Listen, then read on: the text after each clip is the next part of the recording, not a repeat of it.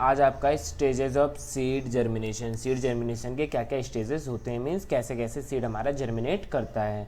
Soak some gram seeds in water. अब हम इसके लिए एक एक्सपेरिमेंट इसने किया है कि आपने क्या करा, कुछ जो सीड्स ले लो किसी भी चीज़ के, उसको वाटर में आप डाल दो। We will see first the seed absorb water at soft seed on wet piece of cotton cloth. तो बेटा इसने क्या करा है कि सबसे पहले देखा कि जो हमारे सीड्स होते हैं, तो इसने क्या करा, आप या तो पानी में डाल दीजिएगा, ज़्यादा देर के लिए मत डालिएगा, इसकी चने वगैरह भिगोते हैं, या फिर आप क्या करना, कॉटन का भीगा कपड़ा मीन्स गीला कपड़ा लेके उसमें कोई भी सीड्स रख देना, चना वगैरह रख देना। तो आप इस सीड को जब विंडो के बाहर रखोगे तो आप कुछ दिनों बाद देखेंगे कि इसमें कुछ स्मॉल रूट्स, छोटे छोटे रूट्स निकल के आ गए हैं, और of the soft moist seed coat, जिसकी वजह से क्या हो जाता है, हमारा उस वाटर की वजह से जो सीड कोट है वो मॉइस्ट हो जाता है, मीन्स उसमें नमी आ जाती है, और नमी आने की वजह से वो हमारा क्या हो जाएगा, कोमल हो जाएगा, सॉफ्ट हो जाएगा। इसके बारे में थोड़ा सा फिर दोबारा सुन लेना लो। जब आप कभी भी घरों पे देखा होगा आपने, चने वगैरह खाते हैं जो बॉडी बिल्डिंग का काम करते हैं, तो क्या करते हैं, चने को रात भर पानी में रख देते हैं, तो सुबह उठने के बाद उसमें कुछ आपको देखा होगा कि ग्रीन ग्रीन कलर का दिखने लगता है, ठीक है। तो वही होता है, जर्मिनेशन की प्रोसेस स्टार्ट हो जाती है। अगर आप उसको खेतों में डाल दोगे तो वो अपना पूरा का पूरा पौधा डेवलप हो जाएगा, ठीक है। और इसी चीज़ को आप किसी वेट क्लॉथ पे भी कर सकते हो कि वेट क्लॉथ में आपने सीड्स को रखा तो वो भी क्या होने लग जाएंगे, जर्मिनेट होने लग जाएंगे।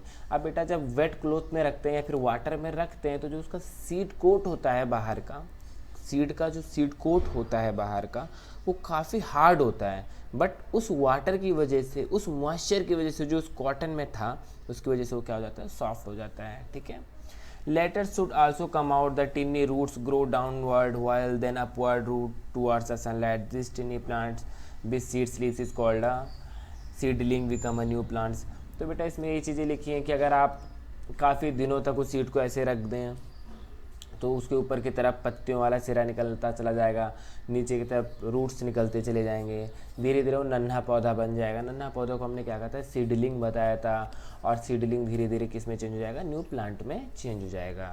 इस आर्टिकल की समरी पढ़ लेते हैं कि सबसे पहले हम बीज या फिर सीड्स को जब वाटर या फिर किसी भी आपके जो ऐसा कॉटन का कपड़ा जिसमें वाटर हो, वेट हो मीन्स वेट कॉटन क्लॉथ हो आपका, उसमें रखते हैं तो सीड जर्मिनेट करना स्टार्ट कर देता है, क्योंकि उसको वाटर अवेलेबल हो जाता है, ठीक है। अब आगे क्या, डिस्पर्सल ऑफ सीड्स कैसे डिस्पर्सल होते हैं। ये वाला आर्टिकल मैंने कुछ पहले वाले चैप्टर मतलब पहले वाले आर्टिकल में पढ़ा रखा है, फिर भी एक बार देख लेते हैं। Plant can not move from one place to another. हमारे पेड़ पौधे एक स्थान से दूसरे स्थान पर नहीं घूम सकते हैं। But all baby plants can survive there near mother plants. But सारे के सारे बेबी प्लांट्स सर्वाइव कर सकते हैं अपने मदर प्लांट के बगल में। As plants produce a large number of seeds, क्योंकि पहला कंडीशन क्या हो कि प्लांट एक जगह से दूसरी जगह नहीं जा सकते हैं, बट जो हमारे सर्वाइव होता है प्लांट्स किसको, तो बेबी प्लांट्स जो होता है मदर प्लांट के पास में ज़्यादा अच्छे से सर्वाइव हो जाता है। As plants produce a large number of seeds, it all the seeds fall on the ground near the parent plant, they would grow in crowded conditions. अब आपका कोई भी वृक्ष है, कोई भी पेड़ है, वो नंबर ऑफ सीड्स, बहुत ढेर सारे बीज निकालता है। अब बेटा सारे के सारे बीज नीचे गिर जाएंगे और सारे के सारे जर्मिनेट करने लगेंगे, तो क्राउडेड हो जाएगा, कंडीशन ऐसी हो जाएगी कि वहाँ पर वाटर का अमाउंट भी डिस्ट्रीब्यूट होने लगेगा ढेर सारे पौधों में, और आपके पास सनलाइट भी नहीं रह जाएगी उतनी अवेलेबल उसमें सब पे लगे, कोई पेड़ नीचे झुका रहेगा, कोई कहीं झुका रहेगा, और आपका क्या कंडीशन हो जाएगी, आपके जो मिनरल्स हैं वो कम हो जाएंगे।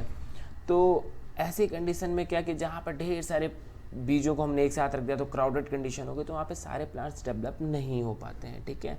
क्यों नहीं हो पाते, आगे आपकी बुक में लिखा हुआ भी है कि इसमें क्या होता है, die to lack of space, कुछ बीज मर जाते हैं स्पेस की कमी से, कुछ हवा की कमी से, कुछ पानी की कमी से, कुछ मिनरल्स की कमी से, कुछ सनलाइट की कमी से। तो बेटा इसके लिए ज़रूरी है कि आपके सीड्स क्राउडेड ना हो, एक ही जगह पे 10, 12, 20 सीड्स ना आप जर्मिनेट कराने की कोशिश करो, दूर दूर जर्मिनेट को कराओ, जिसकी वजह से उन्हें स्पेस मिले, एयर मिले, वाटर मिले, मिनरल्स मिले, सनलाइट मिले। आप इसको ऐसा समझ सकते हो, अगर आप सोचिए एक ही परिवार में 50 बच्चे हो जाएं, अब 50 बच्चों की देख रेख करना, उनकी अच्छी एजुकेशन करना, उन्हें अच्छा न्यूट्रिएंट फूड देना कितना मुश्किल है।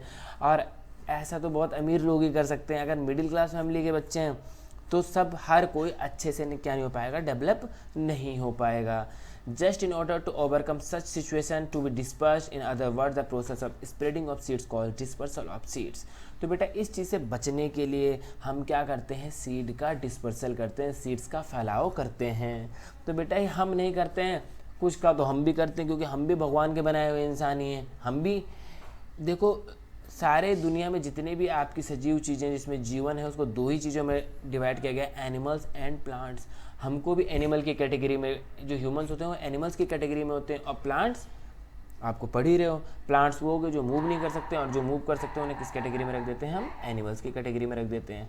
आप बड़ी क्लास में जाओगे तो वायरस वगैरह के बारे, वायरस हो गया, पैरासाइट्स हो गए, इन सब के बारे में पढ़ोगे, बट अभी आप सिर्फ यही दो कैटेगरी पढ़ रहे हो, एनिमल्स एंड प्लांट्स। तो बेटा जिसके सीड एक ही जगह ना फैले, इसकी वजह से हम क्या करते हैं, उसका डिस्पर्सल कराते हैं, फैलाव कराते हैं।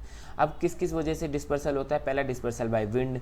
अब क्या होता है, मदार का पौधा हो गया, कॉटन का पौधा हो गया, और ये हिपिटेस के पैदा हो गए, बेटा इनके बाहर क्या होता है, एक हेयरी आउट ग्रोथ होता है, मीन्स थोड़े थोड़े बाल इसकी जगह बाहर तरफ बने होते हैं। तो जब हवा चलती है तो वो हल्के पेन की वजह से, उन हेयर्स की वजह से जो सीड के ऊपर निकले होते हैं, ये क्या हो जाते हैं, हवा के साथ उड़ जाते हैं, मीन्स उड़ कर चले गए। अब जब हवा चलनी बंद हुई तो एक जगह गिर जाते हैं, एक जगह गिरे तो वहीं पर क्या हो जाते हैं, जर्मिनेट हो जाते हैं, वहीं पर बढ़ के पनप जाते हैं। दूसरा क्या हुआ हमारा, डिस्पर्सल बाय वाटर। अब आपने पिछले साल पढ़ा था कि जो आपका नारियल हो गया, ये पानी की सतह पर क्या होते हैं, तैर सकते हैं। तो एक जगह से दूसरी जगह कैसे चले जाते हैं, आराम से तैर कर चले जाते हैं। या फिर आपका कमल हो गया, लोटस हो गया, उसमें भी ऐसे होता है कि उसके जो सीड्स होते हैं वो वाटर में गिरते हैं, एक जगह से दूसरी जगह पर जाकर वो चले जाते हैं।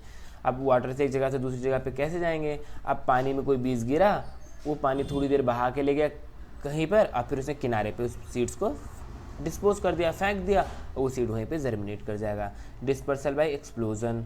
अब बेटा आपने मटर का पौधा देखा होगा, और वेलेसम का पौधे होते हैं, ये क्या करते हैं, इनको जो सीड्स होते हैं, जो जहाँ पे सीड बने होते हैं फ्रूट के अंदर, फ्रूट क्या होता है, एक्सप्लोड होता है, फट जाता है, जिसकी वजह से क्या होता है, हमारा सीड की स्कैटरिंग होती है और हमारा डिस्पर्सल हो जाता है और पौधे डेवलप हो जाते हैं। Dispersal by human beings and animals. अब बेटा यहाँ पे आपने अलग कैटेगराइज कर दिया इस बुक में कि human beings and animals, but आप ये चीज़ याद रखना है कि ह्यूमन बींग्स को भी एनिमल की कैटेगरी में ही करा गया है, रखा गया है। आपने किसी पिछली बार पढ़ा होगा तो एनिमल्स जो चल सकते हैं, प्लांट्स जो चल नहीं सकते, जो मूव नहीं कर सकते हैं। आगे चलोगे तो इसके बारे में डिटेल में डिस्कशन रहता है बड़ी क्लासों में, छोटी क्लासों में इतना ही है, तो इतने बारे में समझ लो, ठीक है। Human beings and animals eats fleshy parts of fruits and throw away the seeds on the ground, these seeds are passed intact on to their faeces. बेटा जिसके हमारे जानवर हो गए, बंदर है, उसने कुछ खाया और फेंक दिया दूसरी जगह, उसने आम तोड़ा यहाँ से और लेके गया काफ़ी दूर पे फेंक दिया खाने के बाद। या फिर इंसान है, लखनऊ में आम हुआ, आप सहारनपुर में खाए और बीज फेंक दिए, तो क्या हो गया, हमारा सीड का डिस्पर्सल हो रहा है, ठीक है। अगला क्या होता है, क्रॉप्स। क्रॉप्स का अर्थ होता है फसल्स।